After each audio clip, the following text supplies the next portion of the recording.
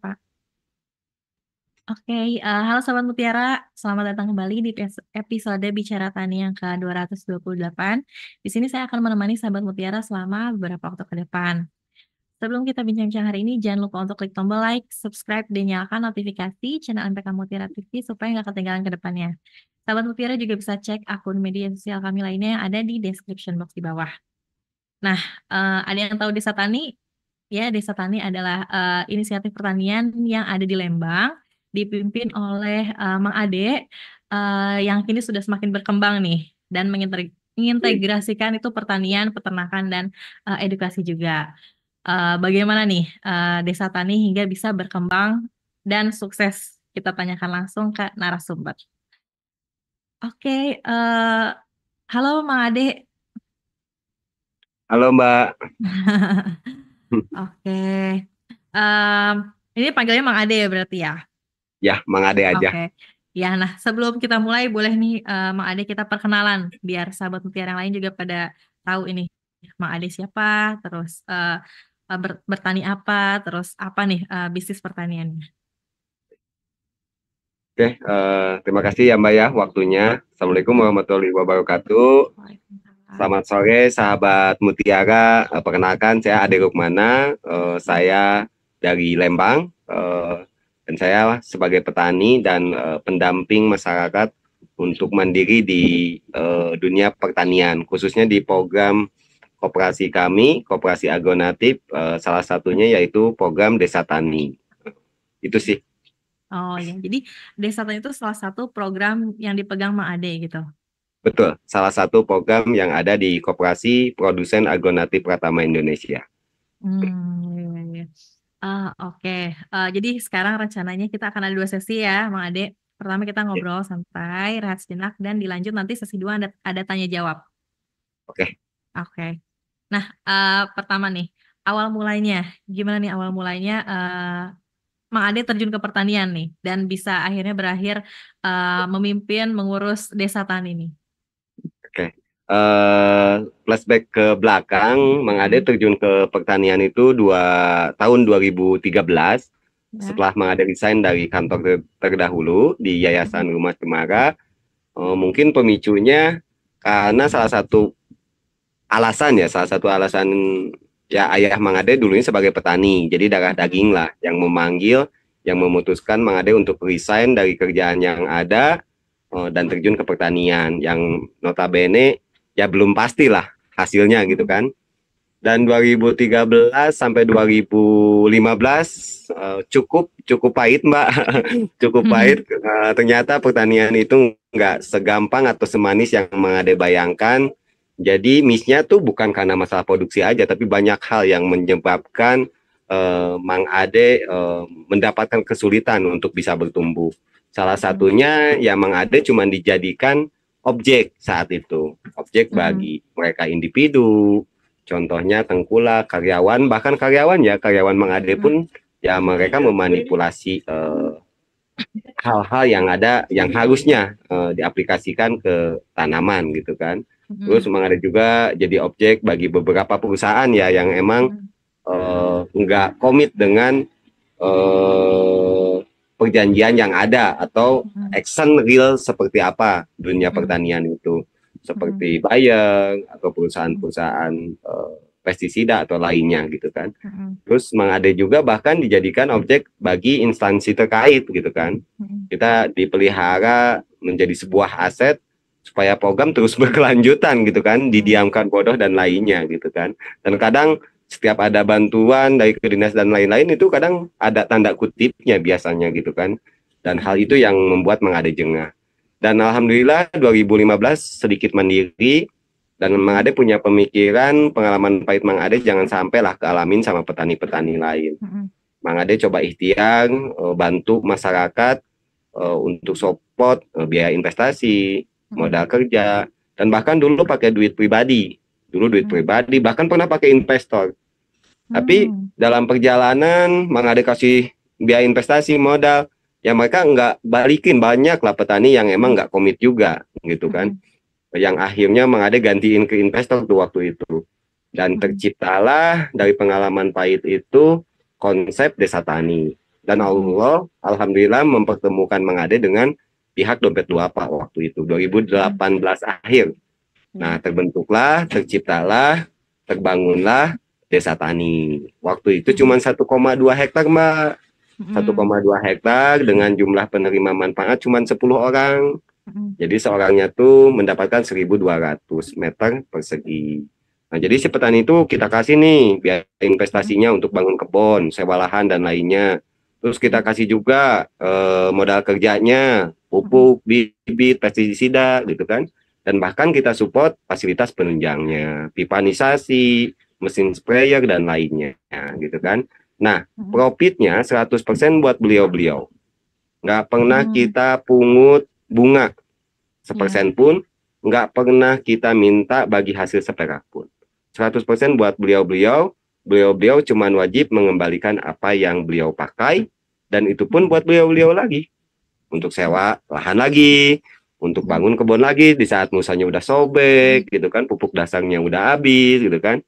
Nah itu biaya investasi yang kita jaga supaya program tetap sustain gitu.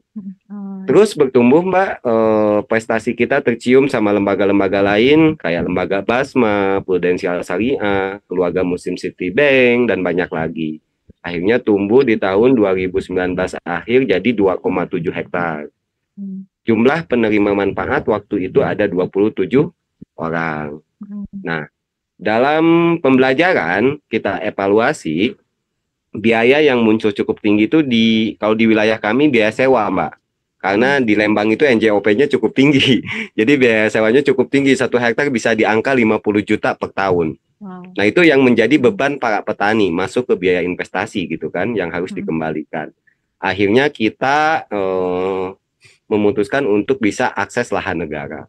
Dan alhamdulillah dalam 1 tahun lah perjalanan Mang Ade dengan pahitnya yang ada ya, sistem yang ada. Pengalaman ya Pak. 2021 sampai 2022 Allah kasih jalan, Mang Ade dapat akses lahan PTPN 8 seluas 10 hektar per bulan Februari. Alhamdulillah per bulan Februari saat ini ya, Februari 2022 Mbak.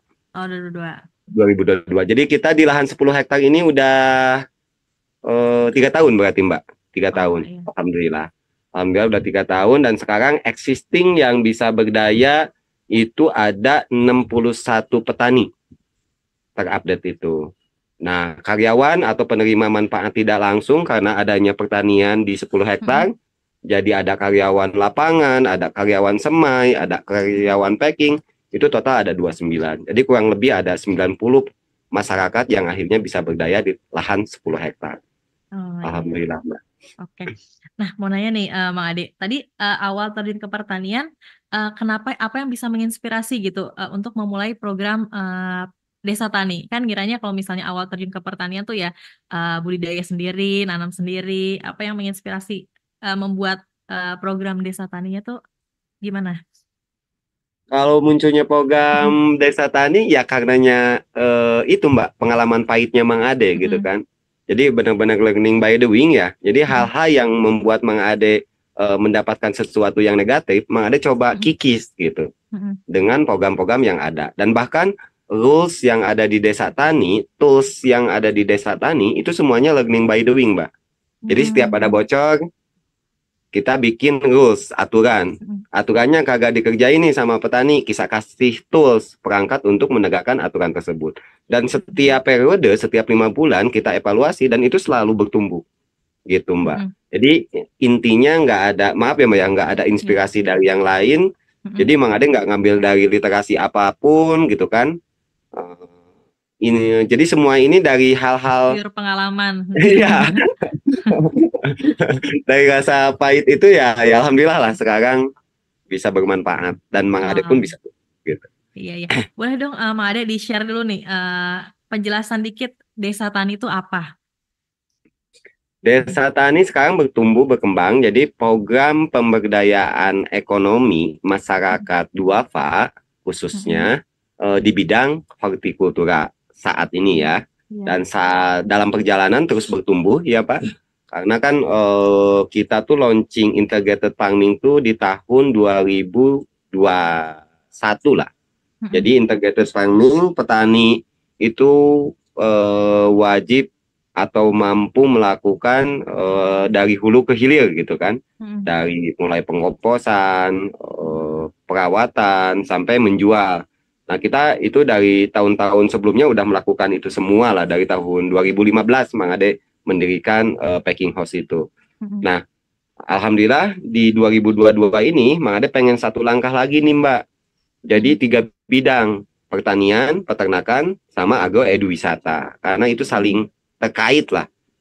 Nama programnya Feel Unity, 3 bidang dalam kesatuan. Karena kita sebagai petani ternyata ya, yang bisa kita jual tuh bukan hasil produksinya aja Mbak. Dalam pengalaman tuh ya, dalam perjalanan tuh kayak view-nya gitu ya, segini indahnya bisa kita jadikan sebuah nominal gitu, Instagramable gitu kalau anak-anak muda sekarang bilang ya kan. Terus Agrowisata juga ya iya, jadinya. terus value-nya dan edukasinya itu bisa menjadi nilai tambahan buat para petani. Makanya ada konsep agroeduwisata gitu di Desa Tani ini gitu. Yes. Jadi ini Mang Ade tuh mengumpulkan orang-orang kayak petaninya, terus yang buat packingnya dari keseluruhan itu disatukan supaya bisa saling kerjasama dari hulu ke hilirnya gitu ya? Betul Mbak, betul. Jadi awal Oh, tuh kita lakukan asesmen sesuai dengan 8 asnaf ya. Karena kita menggunakan dana zakat, hampir 80% itu dana zakat. Jadi kita harus sesuai dengan syariah yang ada. Kalau di desa kami itu mayoritas tuh kebanyakan yang dulunya buruh tani dan petani perambah hutan Mbak. Itu kita asesmen kondisi di rumahnya seperti apa, per kapita awalnya bagaimana. Kalau jadi benar-benar kita data, Mbak. Nah, jadi kita punya PR untuk meningkatkan per kapitanya dan bahkan di desa tani yang bisa membuat desa tani bertahan selama hampir 6 tahun saat ini ya dan terus bertumbuh, itu ada sesuatu yang beda, Mbak. Jadi petani itu berhasil nggak melulu dari kita nilainya nggak melulu dari pertumbuhan per kapita ataupun dari berapa bagus tanaman yang mereka produksi. Itu salah satunya aja.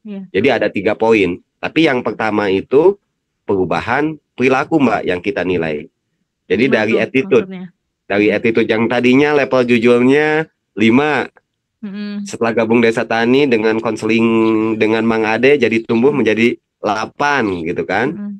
Soalnya Mang Ade banyak lah kejadian-kejadian kayak ada beberapa petani dulu gabung Desa Tani itu belum ada manfaat nih gitu kan. Padahal kalau lihat data dari beliau asesmen awalnya per kapitanya berapa sampai beliau udah panen di Desa Tani hasilnya berapa itu bertumbuh Mbak. Nah, Mang Ade analisa kan, masalahnya apa nih? Karena data pertumbuhan per kapitanya cukup bagus gitu kan, dari 1,5 jadi 2,7 gitu kan, lumayan kan ada pertumbuhan ya, kan? Oh berarti masalahnya attitude. Apa Mang Ade attitude-nya? Masalah grateful and gratitude. Nah, Mang Ade coba masuk di situ. Jadi sikap rasa syukurnya yang beliau tidak miliki gitu Mbak. Jadi banyak-banyak hal lah. Dari kedisiplinan, dari willingness-nya. Kalau Made sering bilang how lah. How tuh honesty, open mind, sama willingness. Kejujuran, keterbukaan pikiran, sama kemauannya petani. Nah, itu yang Mang Ade maintain. Akhirnya, kalau dulu mah kan segala sendiri ya Mbak ya. Sekarang Mang Ade punya tim. Namanya Pampenjer Mbak. Apa Mang? Pampenjer. Apa tuh? Jadi kayak Avenger lah, ada si Hulk, ada si Flash yang cepat, ada si Mr. X yang jenius, sama kita saling melengkapi, saling kolaborasi. Jadi Mang Ade punya direktur marketing, Mang Ade punya direktur keuangan, Mang Ade ada direktur produksi, ada manajer sarana produksi, ada manajer bibit, itu semua udah lengkap. Dan Mang Ade fokus ke SDM-nya, gitu. Tapi bukan skill. Skill bisa karena terbiasa, tapi lebih ke maintenance, attitude, petani. Gitu Mbak. Oh iya. Jadi ini udah Jadi rulesnya semuanya jelas gitu. terkelolanya itu semuanya sama Mang Ade dan tim ya. Betul. Ada 7 orang lah yang sebagai pengurus. Jadi levelingnya ada pengurus 7 orang, ada karyawan koperasi, dan ada mitra tani. Nah kalau mitra tani itu konsepnya mereka owner, bukan karyawan kita. Owner di lahan yang udah kita coupling gitu. Oh, jadi ownernya kerja sama dengan si owner itu ya berarti. Gitu. Oh, iya, iya, iya, Jadi iya. kita kasih biaya investasi, kita kasih Hmm. modal, fasilitas penunjang kita support. Nah, barangnya wajib ke koperasi. Nah, kita kan udah Hmm. punya buyer-buyer ya, Hmm. dari mulai beberapa e-commerce di Indonesia kayak Segari, Hmm. Freshbox dan lainnya. Terus ada beberapa vendor Singapura. Terus Hmm. kita juga langsung ke retail kayak Jogja Gria gitu kan. Hmm. Jadi harganya juga udah jelas. Jadi Oh. tanaman yang ditanam di Desa Tani mah udah ditunggu bayar Mbak, Oh, gitu kan. nggak usah khawatir nggak laku Iya, ya. jadi pola tanamnya udah tertata. Mengade 10 hektar tanamin apa? Serempak mengade nanamnya. Enggak. Jadi pola tanamnya udah jelas. Itu kalau di aturan desa tani itu seminggu cuman diperbolehkan 4 orang yang nanam atau 4.000 meter persegi. Hmm. Jadi tiap minggu tuh ada penanaman, ada perawatan, dan bahkan ada yang panen. Oh, Itu tiap jadi hari Mbak saling kita lakukan. gantian-gantian gitu.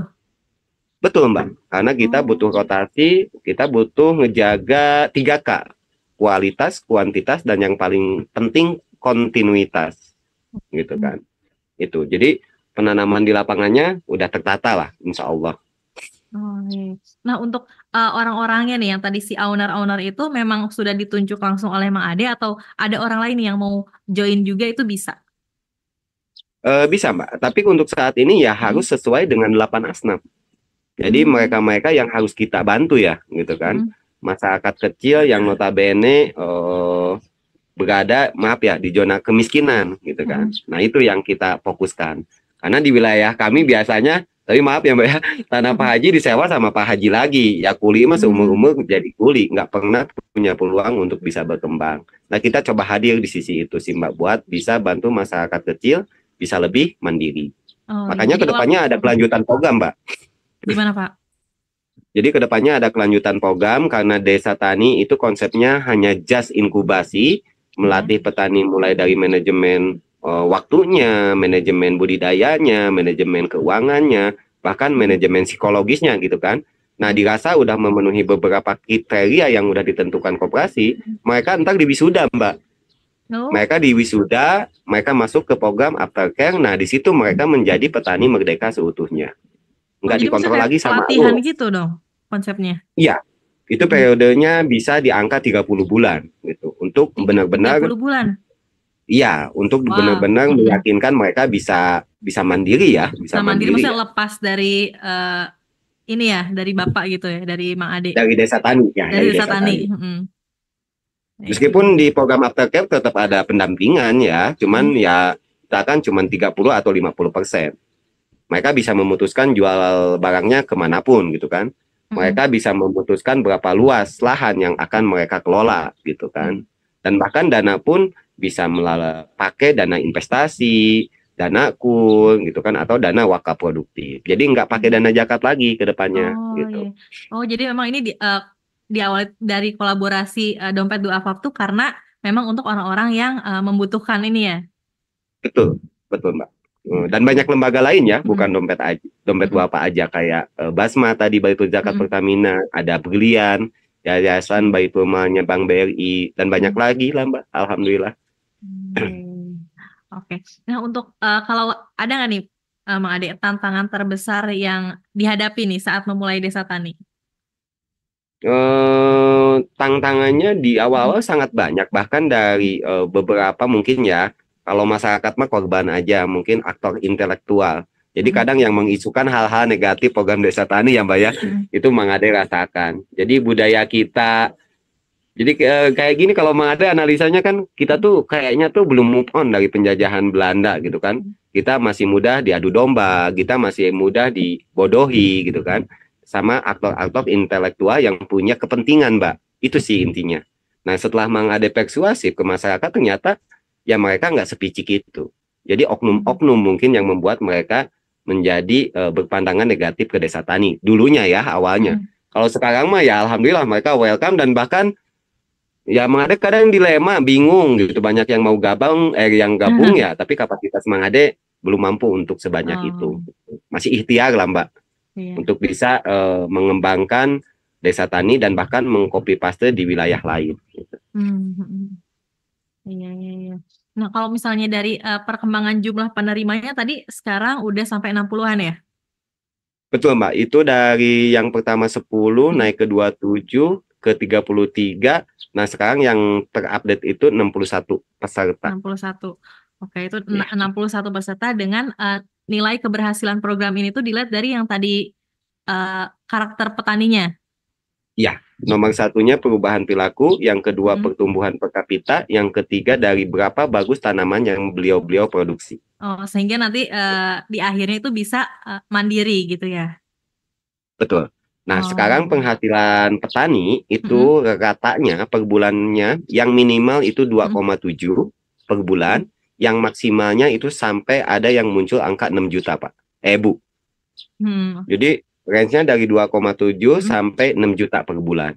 Oh, jadi itu semakin meningkat Iya, atau ya oh. kalau menurut Mang Ade udah sangat layak dan bahkan udah mayoritasnya udah di atas UMR, Mbak. Di atas Oh. 3,7 kan kalau KBB itu kalau nggak salah. Hmm. Itu Iya, sangat iya, iya. layak lah. Jadi Mm. tinggal di desa, rezeki kota bisnis mendunia kita yang merealisasikan, Mbak. Desa tani. Iya. Iya. Nah, kalau misalnya udah berhasil kayak gini berarti nanti rolling ya, ada lagi yang baru. Nah itu dia karena program Mm. aftercare-nya belum Mm. bisa terrealisasi. Nah challenge utamanya ya ketersediaan lahan, Mbak, wadahnya gitu kan. Mm. Jadi lahannya ya Mang Ade sangat berharap dan terus ikhtiar negara hadir untuk bisa Mm. ngebantu kita untuk bisa akses lagi perluasan gitu ya, Mm. lahan-lahan yang emang sama BUMN nggak dikelola secara maksimal gitu Mm. kan. Entah itu PTPN 8 atau lainnya gitu kan. Mm. Iya, iya, iya. Nah, Itu ini sih kan penambahan luas. oh, jadi memang butuh lahannya lagi ya.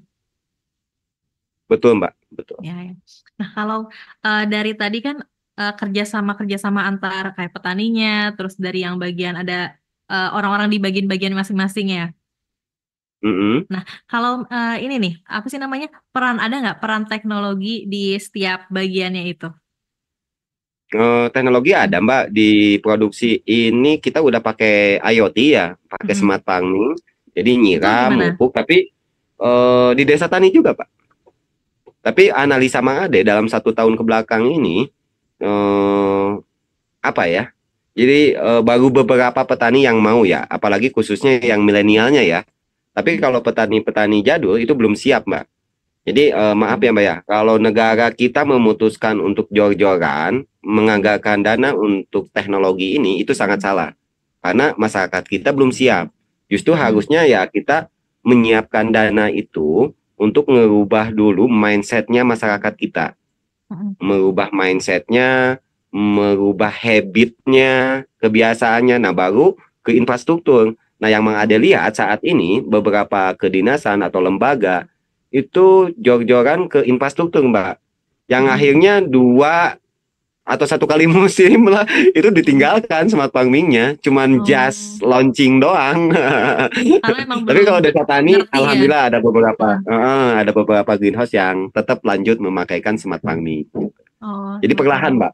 Itu Oh. lebih lebih susah kalau yang namanya perubahan perilaku. Mm. Kalau ngebangun infrastruktur kan timelinenya jelas ya. Mm. Ngebangun sekian luas, smart farming sekian lama itu jelas. Tapi ngebangun SDM itu nggak bisa ditentukan. Jadi Iya. balik lagi penulis pemisep kan, individunya Mm. sendiri mau berubah atau Iya. enggak.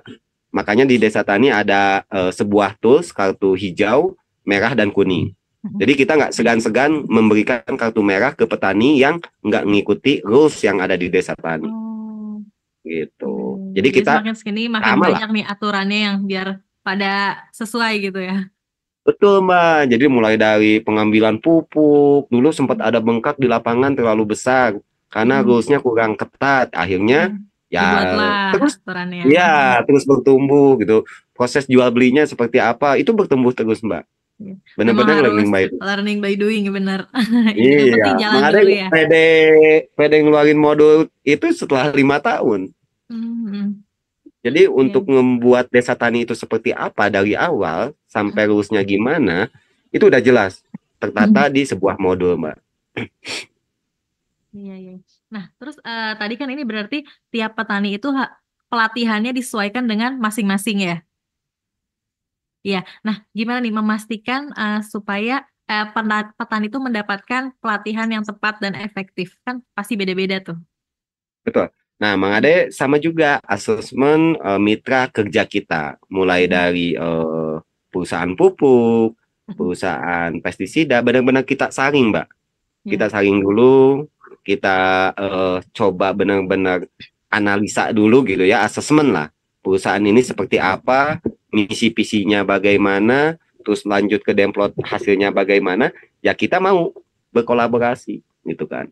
Karena kita pikirnya panjang ya Mbak ya. Dan salah Mm-mm. satunya ya PT Merauke yang emang notabene Mang Ade dari awal PT Merauke apa Mandiri ya disebut Mandiri 2017 kalau nggak salah itu setelah pisah sama Yara itu udah emang dari awal dengan PT Merauke dan terasa lah komitmen PT Merauke buat petani seperti apa, edukasi buat.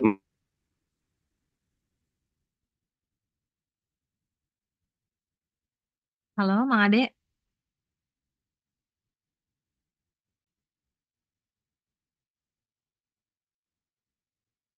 Halo, Mang Ade. Halo Mbak. Nah, agak terputus nih kayaknya. Ya bagusan sebentar ya Mbak. Iya, gimana? Tadi baru sampai Mandiri tuh tadi. eh jadi kita benar-benar asesmen ya calon-calon mitra kerja kita dari mulai pupuk, Mm-mm. pestisida gitu ya Mbak ya, Ya. benar-benar ketat lah dari perusahaannya seperti apa, misinya gitu kan, edukasi ke masyarakatnya seperti apa. Nah kalau dirasa benefit yang didapatkan masyarakatnya cukup besar, ya kita mau kolaborasi Mbak. Salah satunya ya PT Merauke gitu kan. Jadi kita nggak sembarang perusahaan bisa masuk ke sini Mbak, gitu. Hmm. Benar-benar kita asesmen lah. Iya, iya. Oke, oke. Berarti ini memang tadi disesuaikan dengan kolaborasi-kolaborasi gitu ya. Iya, Oke. selama misinya sama ya kita Mm-mm. mau bekerja gitu kan, bareng Oh, dengan perusahaan-perusahaan tersebut, oke, oke. Nah, termasuk kalau bayar kita ya. iya, iya. Nah, kalau misalnya di desa tani nih, kan pasti tadi banyak jenis nih tanaman-tanamannya apa. Nah, Hmm. eh, apa aja nih jenis tanaman yang paling sukses ditanam di desa tani? Saat ini yang baru bisa kita jaga kontinuitasnya tuh baru 14 item, Mbak, dengan Desa lahan tani. seluas 10 hektar. Nah, Mm-mm. seperti sayuran daun kayak Horenzo, kayak lettuce head, lettuce romaine, selada keriting gitu kan, itu masuk ke sayuran daun.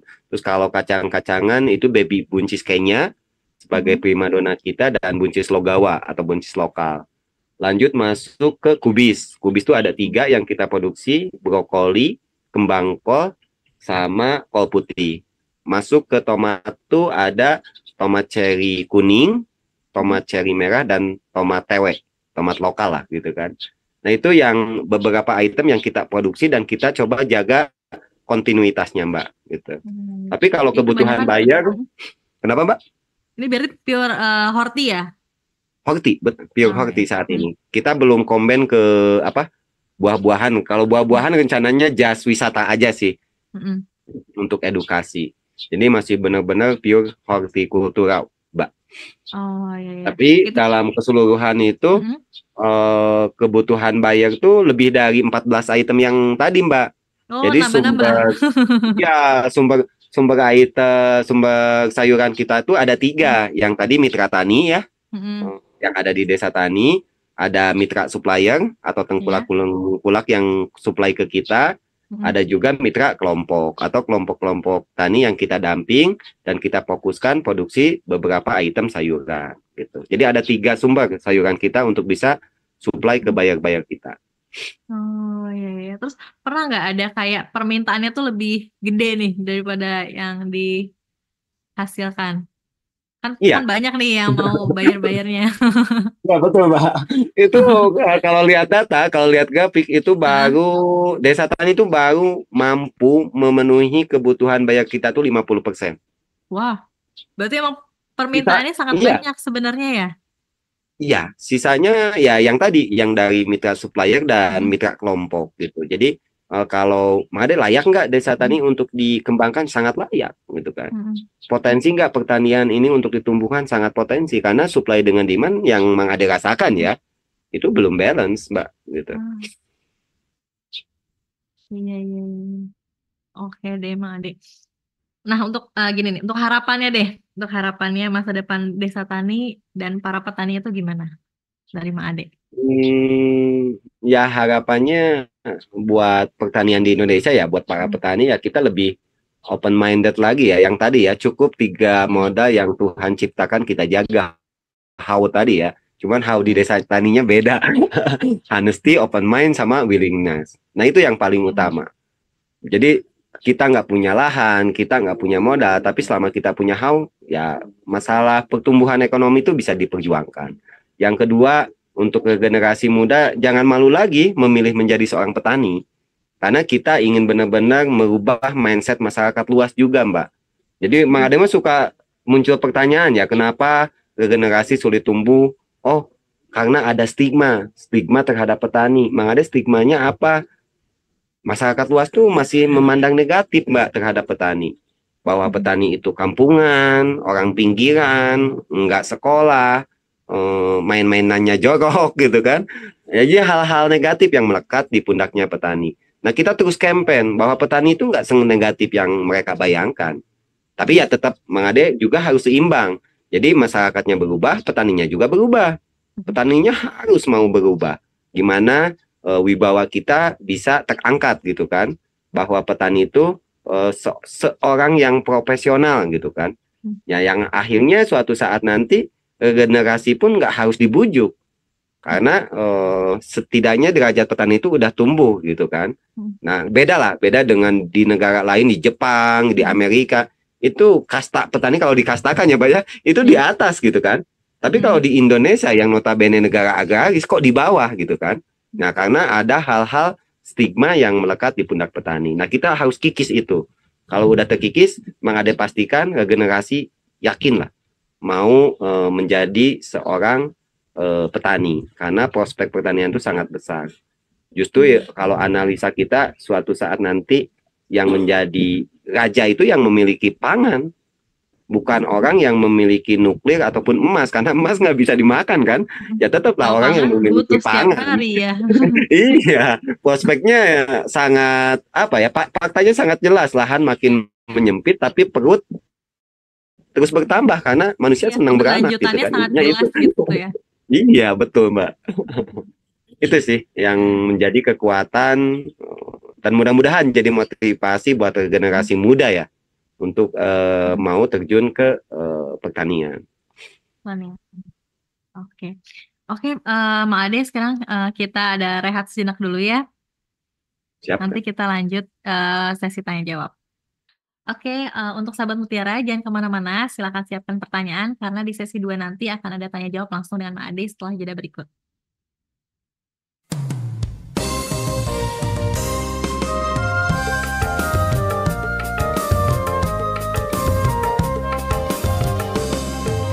Berbagi dulu. Oke. Berbagi dulu ke tetangga atau teman saudara. Oke. Berbagi. Lama-lama mereka nggak enak sih Pak. Nah ini kayaknya kawan abang ini. Kalau pulang. Oke. Jadi usaha tani yang bagus itu apa? Ya sebetulnya Kalau ketinggian atapnya ini pengaruhnya bagi tanaman sebetulnya tidak berpengaruh langsung ke tanaman, tapi lebih ke suhu lingkungan. Kalau atapnya terlalu pendek, Borongan juga nih Pak pertanyaannya ini. Ini di grup udah dibahas nih, saya tanya ini kemarin bahwa saya minta maaf buahnya saya.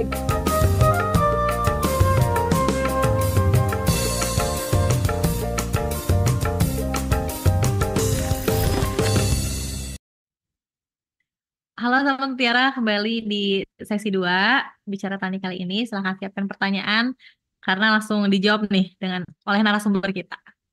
Mak Ade, kita cek-cek pertanyaan yang masuk ya. Oke, sebentar.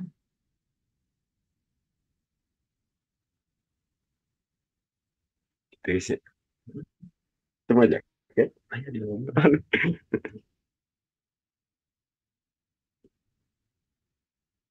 Oke. Ini ada yang nanya nih, Mang Ade. Siap. Apakah bisa datang langsung ke sana untuk belajar? Sangat bisa karena kita punya program yang namanya sekolah tani, Mbak. Hmm.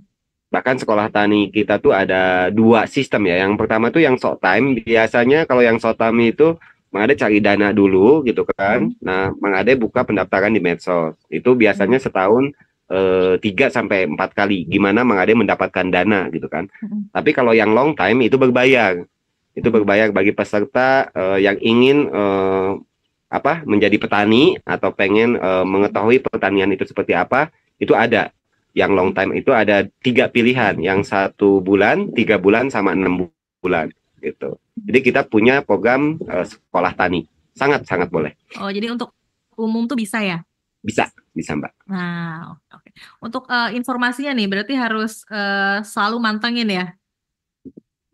Ya, bisa di IG-nya kita desatani.id ataupun di YouTube-nya kita Desa Tani TV.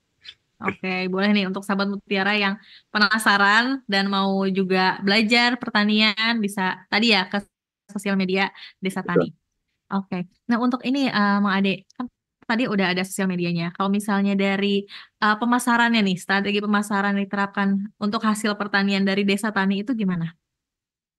Nah, kebetulannya tuh Desa Tani itu berdiri setelah adanya pasar, Mbak. Jadi yang awal berdiri itu ada Serenity Farm atau perusahaan pribadi Mang Ade dulunya, Serenity Farm. Tapi sekarang Serenity Farm sahamnya udah dilebur ke lembaga koperasi gitu kan. Jadi ada beberapa core bisnis di koperasi kami, Mbak.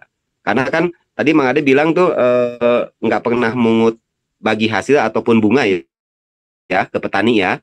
Nah, sedangkan operasional di koperasi kan pasti ada ya, gitu kan, untuk gaji pengurus, untuk gaji karyawan. Nah, itu kita tutup dari core bisnis yang kita bangun. Yang pertama yaitu rumah packing. Jadi rumah packing ada kontrak dengan para petani dan ada kontrak juga dengan para buyer. Terjadi transaksi ekonomi yang bisa menghasilkan sebuah profit gitu kan, kita sisihkan. Yang kedua itu ada rumah semai. Itu sama, terjadi transaksi ekonomi juga dengan para petani. Terus ada rumah saprodi atau toko pupuk. Kita juga punya rumah agroeduwisata, gitu kan. Alhamdulillah rutin kita tiap weekend ada aja lah yang catering dari entah itu dari korporasi, dari perusahaan, dari lembaga, dan bahkan dari individu. Itu banyak yang berkunjung ke sini untuk belajar dan bahkan cuman untuk wisata, gitu kan. Terus ada juga kedepannya itu yang lagi kita mau bangun tuh rumah ternak sama rumah kompos. Itu yang belum terrealisasi, Mbak. Ada 2 lagi. Iya. Jadi rencananya ada 6 core bisnis ya. Oh, 6 tadi ya. Oke. Jadi itu semuanya untuk mendapatkan profitnya itu dari situ. Sisanya pure untuk pembelajaran petaninya ya, personalnya. Betul. Kalau di lahan atau di pertanian itu murni buat petani karena mereka sebagai owner kan. Nah, jadi kalau kita mah hidup dari mesin uang yang kita bangun di koperasi itu yang tadi. Oke. Berarti ini untuk penjualnya itu peningkatan harga jualnya juga jadi semakin meningkat ya dari tangan ownernya sampai ke jual. Betul. Karena kita udah bisa mutus mata rantai yang pertama. Yang kedua kita juga coba mengikis bahwa petani itu gambling ya, Mbak ya. Kadang pertanian itu gambling banget lah. Kadang harganya bagus tapi tanamannya kagak ada yang bisa dipanen, rusak gitu kan karena dampak hama ataupun alam gitu kan dengan cuaca yang ekstrim seperti ini. Terus banyak hal lah yang membuat kegagalan produksi. Tapi di saat harga produksinya bagus banget gitu, tapi harganya jatuh ya tetap bawa duitnya juga jelek juga gitu kan ke rumah. Nah, di Desa Tani sedikit ada perbedaan, Mbak. Jadi ada harga kontrak gitu kan. Ada kontrak harga tertingginya berapa, harga terendahnya berapa. Lagi tinggi itu kita nggak tinggi banget dengan kayak pasar-pasar lain atau pasar induk gitu kan, karena kita ada batasan dan ada MOU dengan buyer. Tapi di saat murah, kita ada subsidi, Mbak, ke petaninya. Jadi petani itu mendapatkan harga tuh udah di atas HPP gitu. Jadi istilah petani gambling udah benar-benar kita kikis, Mbak. Oh, jadi udah nggak mungkin rugi gitu ya, karena udah ada kerja. kerjasama udah ada Betul, detail ininya ya. betul, Iya. betul Mbak. Oh iya. Jadi udah dihitung lah. HPP sayuran daun berapa, minimal harganya berapa. Petani harus minimal mendapatkan harga berapa itu udah jelas Mbak. Gitu kan. Berarti Apalagi kan udah nggak was-was ya petaninya. insya Allah yang tadi ya, yang petani itu tinggal fokus gimana caranya ngerawat tanamannya supaya produktivitasnya bagus, kualitasnya keren. Udah gitu. Harga udah ditunggu, itemnya udah ditunggu.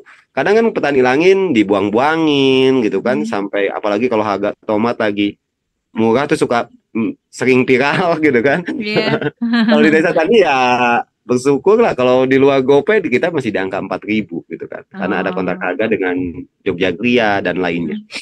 Oh, kalau udah ada kontrak harga gitu berarti mau bagaimanapun naik turunnya di pasar luar harga tetap segitu kan ya?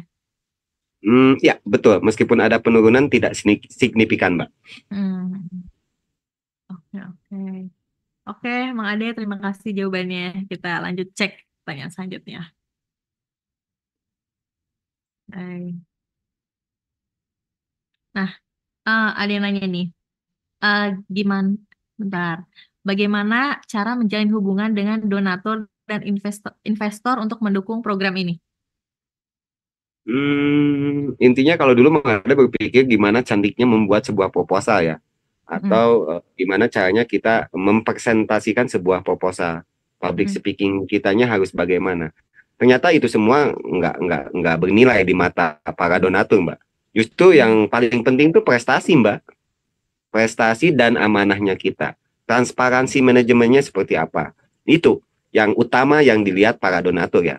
Jadi Mang Ade nggak apa ya niat mungkin ya Tuhan ngelihat niat kita ya di sini, terus mempertemukan dengan dompet duafa secara tanpa kita rencanakan gitu kan, dan akhirnya muncul lagi lembaga-lembaga lain yang mencium prestasi kita gitu, dan lembaga-lembaga itu menawarkan dengan sendirinya, dan bahkan lembaga-lembaga amil zakat yang ada di Indonesia itu kadang bingung Mbak, duit ada tapi mau action programnya apa itu mereka bingung. Nah, ya, kita sebagai masyarakat harus bisa muncul gitu. Iya. Jadi sebenarnya uangnya udah ada nih, tapi bingung aja ya untuk realisasikannya tuh kemana gitu ya. Betul Mbak.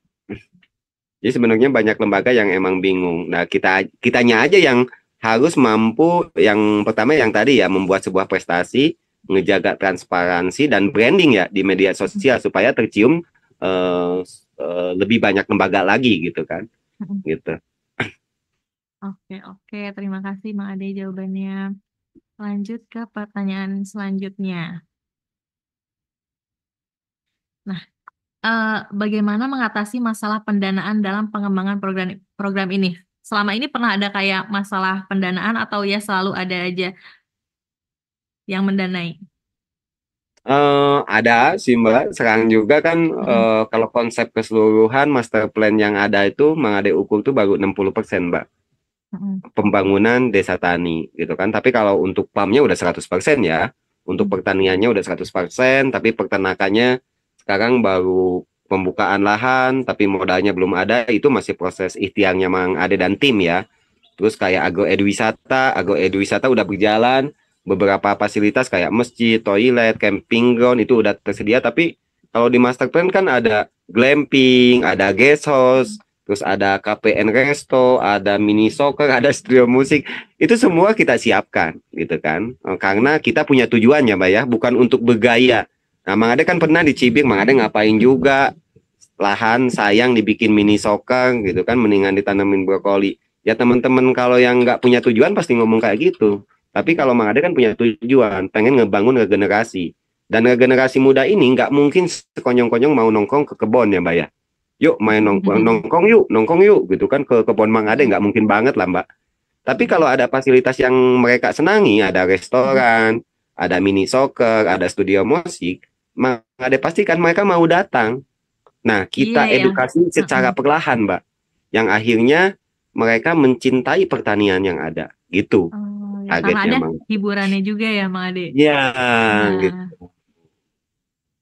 Jadi harus ada pemancing lah Cewang Sunawa. Iya, jadi emang konsepnya itu menarik perhatiannya dulu biar bisa datang, bisa ngeliat-liat kebunnya. Iya, jadi mereka tuh harus merasa eksis saat mereka memilih menjadi petani. Itu sih yang Hmm. paling penting untuk ke depan, gimana cara ngebangun regenerasi. Nah, maaf ya, negara belum hadir untuk itu, gitu kan. Jadi program banyak petani milenial dan lain-lainnya gitu kan. Tapi dirasa menurut Mang Ade sangat kurang lah untuk bisa meyakinkan mereka berdaya di pertanian. Hmm. Kan banyak Oh. korban sebenarnya.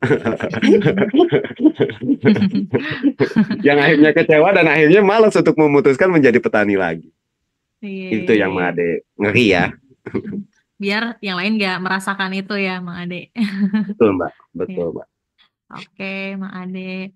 Lanjut nih ke pertanyaan selanjutnya. Em, apa yang dianggap sebagai pencapaian terbesar dalam perjalanan Desa Tani hingga saat ini? Nomor satu yang bikin kita bangga, bikin kita nyenyak tidur, ya di saat para petani itu tersenyum, Mbak.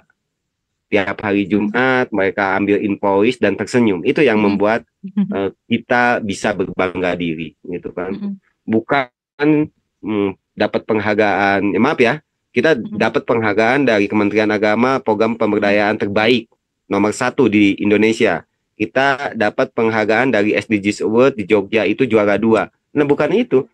Itu bukan suatu penghargaan yang berharga buat kita. Justru yang berharga itu saat mereka pulang ke rumah tersenyum, Mbak. Itu yang paling penting. Saat ini ya, saat ini yang kita rasakan dan terus mau berbagi dengan mereka. Ya suatu saat nanti yang tadinya mustahik gitu kan, target kita beliau-beliau ini menjadi mujaki, yang tadinya menerima suatu saat nanti jadi memberi zakat buat bantu saudara yang belum beruntung. Itu sih targetnya kita. Oke. Mustahik go mujaki. Amin. Amin. Oke, lanjut nih pertanyaan selanjutnya. Bentar. Nah, ini gimana dampak positif yang terlihat di masyarakat sejak berdirinya Desa Tani? Yang tadi Mbak ya, mulai terkikisnya mata rantai ya. Mata rantai tidak terlalu panjang pasok untuk menjual sebuah hasil produksi. Yang kedua jeda pembayaran. Nah kadang kan kalau banyak ya rumah-rumah packing yang emang pembayarannya 2 minggu, 3 minggu, bahkan 1 bulan. Ya kita mah alhamdulillah jedanya itu 1 minggu lah, karena itu butuh proses ya, mulai dari QC dan pendataan di akuntingnya kita. Itu 1 minggu tiap hari Jumat gitu. Terus yang ketiga kepastian harga ya, yang tadi ya Mbak ya, kepastian harga dan kepastian kontrak sebuah jumlah gitu kan, sebuah jumlah hasil produksi itu udah pasti juga gitu kan. Itu sih yang menjadikan per kapita masyarakat itu menjadi lebih pasti. Itu aja sih Mbak. Terus kita juga kan selain pertanian konvensional atau yang open field, kita juga ada pertanian greenhouse ya Mbak ya. Jadi yang mayoritas itu masing-masing petaninya di lahan 10 hektar ini mendapatkan 2.250 meter persegi. 2.000 atau 2 blok pertanian open field yang di luar dan 1 greenhouse seukuran 250 meter persegi. Itu tiap petani mendapatkan itu. Tapi ada juga yang cuma 1.250, ada juga yang 250 atau greenhouse aja. Jadi Mang Ade benar-benar sesuaikan dengan kapasitas individunya, Mbak. Karena kapasitas individunya beda-beda. Iya, gitu kan. Atau ada aktivitas yang lain, misalkan si anak ini masih seneng nge-grab, tapi mereka pengen belajar bertani. Ya udah dia nge-grab jalan, bertani jalan. Gitu. Itu yang kita lakukan. Disesuaikan dengan masing-masing memang ya. Betul. Oke, Mang Ade, karena sudah terjawab nih semua pertanyaannya dan kita juga dibatasi oleh waktu ya, Mang Ade. Jadi kita sudahi sesi tanya jawab ini. Terima kasih ya, Mang Ade, sudah berbagi, sudah menjawab pertanyaannya juga. Oke. Nah, sebelum closing nih, Mang Ade, ada nggak nih pesan yang bisa Mang Ade sampaikan buat para penonton? Siapa tahu banyak yang mau terjun juga ke pertanian nih. Ya itu, jangan merasa minder lagi memilih menjadi petani gitu kan. Dan Made berharap ke teman-teman di luar sana ya, petani itu benar-benar pahlawan pangan kita gitu kan, penjaga tatanan negara Indonesia kan gitu kan ya. Petani, kalau nggak ada petani ya kita nggak hidup gitu kan ya. Coba respect dan hormati petani itu sendiri gitu kan. Jadi sesuatu yang ada di meja makan kita itu nggak semudah berada di meja tersebut. Petani itu butuh perjuangan untuk bisa menumbuhkan sebuah brokoli atau sebuah tomat. Itu sangat-sangat butuh perjuangan. Itu sih, Made butuh masyarakat luas lebih menghargai perjuangan para petani, dan regenerasi ya makin eksis lagi sih Mbak itu. Itu aja sih harapan Made ke depannya, karena Indonesia jangankan swasembada pangan Mbak ya, jadi lumbung dunia pun mampu. Nah, dan Made nggak asbun ya, Made insya Allah lah semua pembicaraan Made, ucapan Made atau sesuatu yang keluar dari mulut Made itu Made benar-benar sesuaikan dengan fakta dan data di lapangan. Itu kan. Indonesia jangankan swasembada pangan, jadi lumbung dunia pun mampu. Banyak negara yang sekarang udah mulai datang kayak JICA dari Jepang, TTM dari Taiwan, gitu kan. Squad tuh dari Jerman kalau nggak salah. Made pernah dikontak sama Kementerian Jerman selama 2 tahun. Nah, negara-negara itu punya tujuan, Pak. Punya tujuan. Mungkin 5, 10, atau 15 tahun atau entah kapan negara-negara tersebut nggak bisa empani rakyatnya dengan pangan. Kenapa? Karena ya tanahnya udah rusak, tanahnya udah dicor, ya target mereka Indonesia yang mungkin bisa tanda kutip dijajah secara halus, dimanipulasi secara halus, diiming-iming support gitu kan, yang akhirnya suatu saat nanti hasil bumi kita dikeruk oleh mereka. Nah, beda di saat kita bisa duduk bareng, kita bisa berkolaborasi, kita bisa berjamaah. Nah, kita boleh berbisnis dengan mereka, tapi kita bisa bargaining dengan mereka, gitu kan. Itu sih, Made berharap, yuk kita bangun dari mimpi-mimpi yang ada ya, Kang Adis, kita move on dari tongkat kayu jadi tanaman yang membuat kita malas-malasan, gitu kan, yang akhirnya negara agraris ini bisa hilang, gitu kan. Itu sih harapan saya, Mbak. Terima kasih.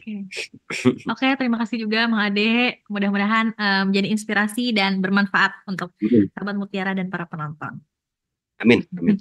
Amin, baik. Oke, cukup sekian episode Bicara Tani ke-227. Terima kasih untuk sahabat Mutiara sudah menonton sampai akhir dan sudah bertanya juga. Silakan share video ini, juga like, komen, dan subscribe channel MPK Mutiara TV. Sampai jumpa lagi di episode selanjutnya. Wah, hasil panennya memang luar biasa melimpah ruah. Pakai mantra apa sih, Bu? Oh, bukan mantra, Pak. Saya pakai pupuk Mutiara. Sanggup membuat tanah menjadi subur. Berkat pupuk termasyur. Yang namanya orang petik buah, yang panen, yang jaga malam. Apalagi yang diragukan. Mutiara, janganlah kau lupa. Ilmunya dapat, tapi kebanyakan. Karena ilmunya terlalu banyak, Ingin hasil panen melimpah, pupuk Mutiara memberikan kenyataan. Yang jelas, pupuk Mutiara kini formulanya lebih maju dengan kadar pilihan 16-16-16, 15-15-15, 15-9-20, 13-13-24, 9-25-25, dan lain-lain. Pupuk ini cocok untuk tanaman hortikultura, pangan, dan perkebunan. Ingat, pupuk Mutiara berlambang burung dari PT Merauke Tetap Jaya.